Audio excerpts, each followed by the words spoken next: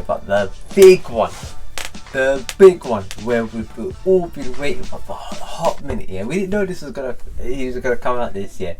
All right, and God, delays are not God's denial. All right, Anthony, I'm still your Mrs. Joshua is fighting this Saturday on pay-per-view in the UK. This is gonna be immense.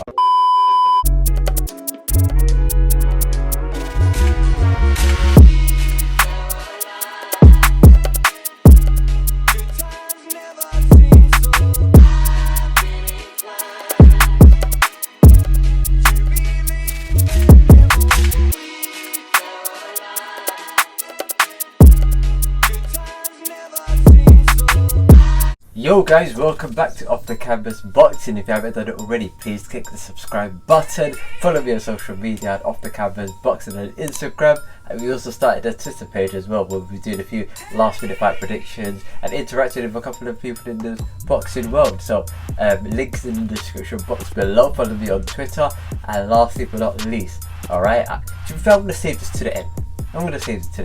Right, let's get into the pay-per-view Anthony Joshua versus Kubrat Pulev card. Alright, this one I've been waiting for pretty much for the rest of the year.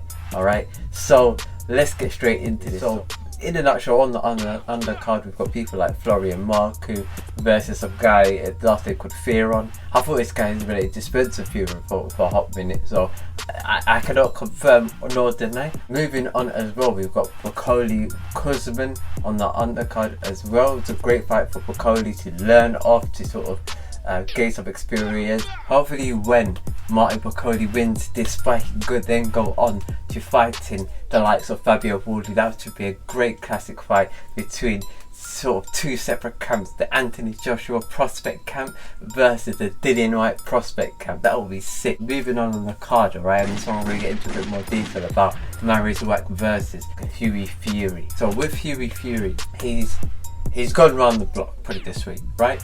He started quite young in the heavy boxing division, of course being cousins. I believe he's his dad's brother. His dad is Peter Fury and his dad's brother son is Tyson Fury himself, alright, and also Tommy Fury. He's then go on then to fight in very tough opponents. He's fought Joseph Parker, so he's coming off a good sort of background, but he needs a few learning facts, because they can't just rush him into the big fights and then have him lose again. He's going to be basically the north of England's Dave Allen. Basically, we don't want him to then go into fight and lose.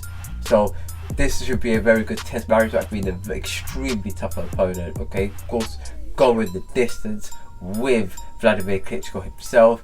Not a lot of people on Marius Wack's record. He's lost to quite a few big names, alright? So he's lost to Artur Spilka, the guy who Derek Chisora basically finished. He's lost to Adam Kalnacki. He's lost to, this one made me laugh, he lost to Jerome Miller. If you guys don't know, Jerome Miller is a walking pharmacist, okay?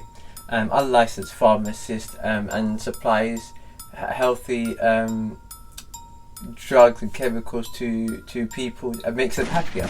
Alright, so that's a nutshell about Jerome Miller. So moving swiftly on, hopefully in this fight, my prediction, I believe that Hughie Fury would win, and I believe that he would then go on to then fight top. That would make him, if he beats Marius Wack, it wouldn't really make him a top 15 opponent, it will make him fringe top 15 opponent. Hopefully if he wins this and then he goes on to be in, or facing against the likes of a ugly face, David Price would be a good fight for him. Lucas Brown would be a good decent fight for him. Anyone within the top 10, Dominic Brazil would be a decent fight for him as well. So very good things that hopefully will come through from Hughie Fury as well, because he's got a big name. His last name is Fury. You know what that name represents, yeah, Hughie. Alright, so good luck to Fury on the next fight. Hopefully we'll see you in 2021 in big fights. Also, moving on, we also have Lawrence Okoli versus Jaworski, something like that. Polish. There's a lot of Polish people on the card. Unfortunately, Glowacki, has contracted COVID-19 himself. So this was for the WBO title, right? Which was on the line. I'm hearing good things about Lawrence Okolie, that his head was fine, and he still feels motivated to win this fight, and didn't phase him. I'm not, like, for me that really would have bugged me. Imagine you fight, you're training for the entire year, you put your heart, soul and hard work into it, right? COVID comes, all of a sudden things get delayed a bit further, right? Cool. He's in a good privileged position, not too bad, all right? Financially he should be able to be fine. I know he does a few investments outside of this with properties, etc., so he should be fine in a nutshell.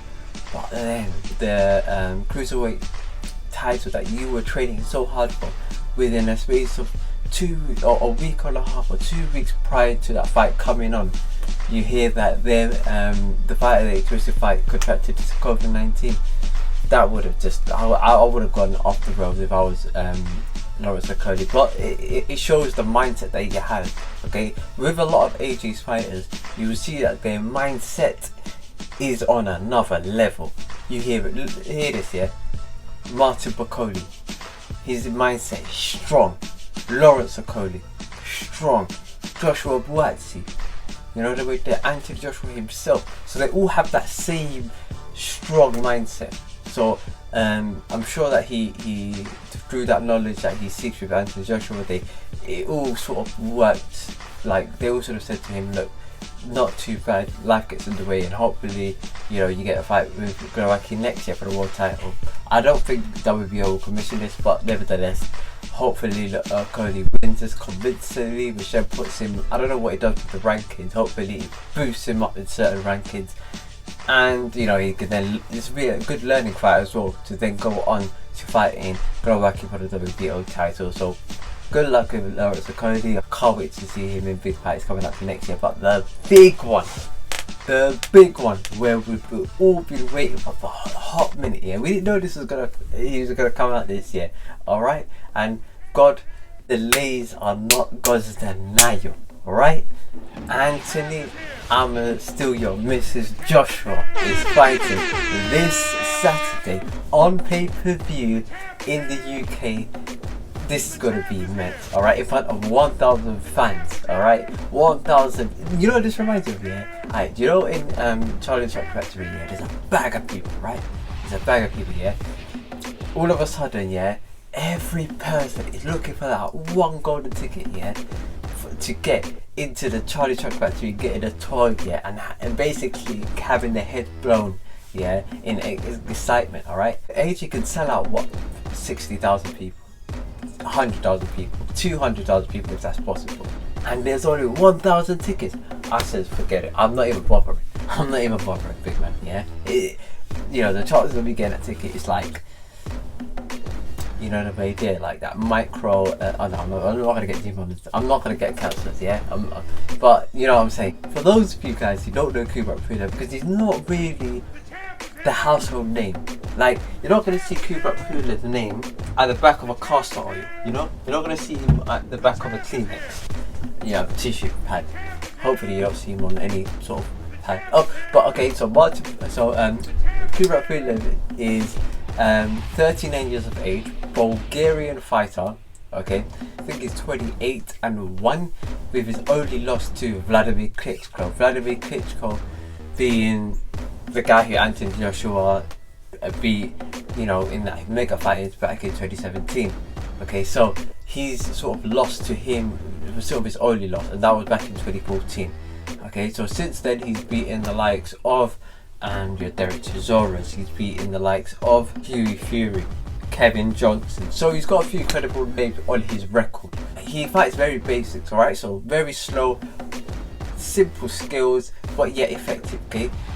Powerful guy, he got a really good jab on him as well. Not the quickest of a point, but he's 39 years of age. How quick can you be? And he's not gonna do a variation of different punches like uppercuts and stuff like that. He's very one-dimensional type of a fighter, simple fighter. If the guy was food, yeah, this guy would be brown bread and butter fan, yeah, basic, yeah. So Anthony Joshua, in a nutshell, how does he beat him? From what I'm hearing, I think Anthony Joshua is basically prepared correctly. His athleticism and his shape is on another level. And from what I'm hearing through Fabio Wardley in the gym and his other sparring partners, etc., that Anthony Joshua is in the tip-top condition of his life. Which, to be fair, to beat Kubrat Pulev, he just needs to be sharp, fast, hit him with a few good hooks, and Bob's your run, call or finish your run. In a nutshell, that's how Anthony Joshua beats Kubrat Pulev. Power shots, etc., etc., etc., and just blitz him out of there. Like, contain him and blitz him, similar how he did to Povetkin. My prediction, I believe Anthony Joshua knocks him out in round 4. The round 4 KO, nice and simple, nice and easy. Get the job done and we can go home. And this Saturday, yeah, your boy is doing a live stream off the canvas on Twitch and also on YouTube. I don't know if it's going to be on YouTube and Twitch, but definitely going to be on Twitch, where we do the live stream watch along for the Anthony Joshua versus Kubrat Pulev. So follow me on Twitch at Off the Canvas Boxing if you haven't done it already.